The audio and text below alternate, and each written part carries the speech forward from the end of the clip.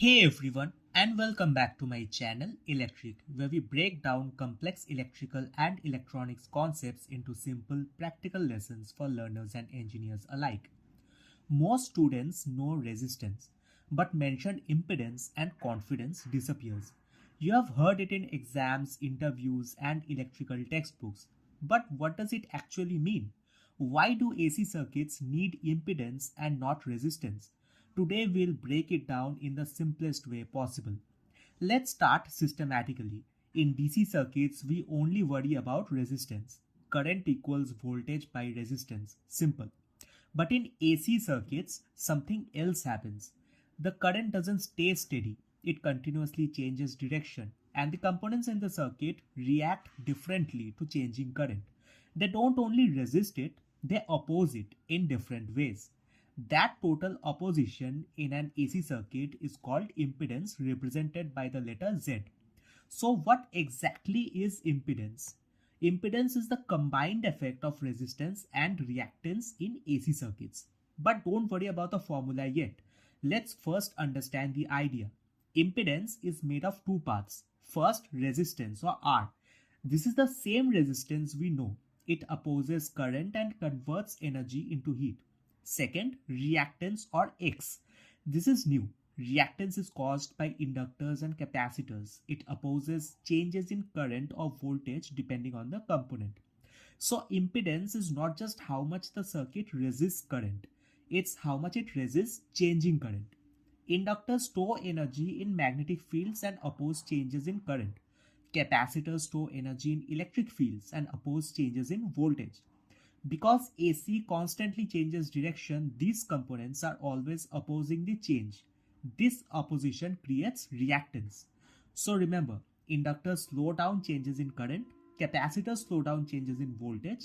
Reactance is the combined effect of these behaviors, and impedance is the total opposition, that is, resistance plus reactance. Now the formula makes sense. Z equal to R plus Jx, where R equals resistance, X equals reactance, and J is the imaginary unit used because reactance behaves at 90 degrees to resistance. Don't get scared by the imaginary unit. It's just a mathematical way of showing that resistance and reactance are out of phase. Now, impedance doesn't just affect the amount of current, it affects the timing of current. In AC circuits, reactance shifts the phase between voltage and current. Resistance does not. Together, they create a phase angle theta. This right triangle is called the impedance triangle, and it helps calculate the magnitude of Z. Let's connect this to real life. Example 1, motor starting. Motors have coils. Coils have inductance. Inductance creates resistance or reactance, and thus total impedance changes with frequency. That's why current surges during startup. Example 2, power transmission. Transmission lines have both resistance and reactance, and engineers calculate impedance to reduce power losses. Example 3, audio systems. Speakers have impedance ratings like 4 ohms, 6 ohms, 8 ohms. Using the wrong impedance can damage an amplifier. Here are simple ways to remember impedance concepts for exams and interviews. Impedance equals to resistance plus reactance. Reactance exists only in AC, not DC. Inductors oppose change in current, capacitors oppose change in voltage. Use the impedance triangle for calculations, and impedance affects both magnitude and phase of alternating current. If you can explain these 6 points clearly, you can answer almost any question on impedance confidently. So now you know that impedance isn't something mysterious. It's simply how AC circuits oppose current.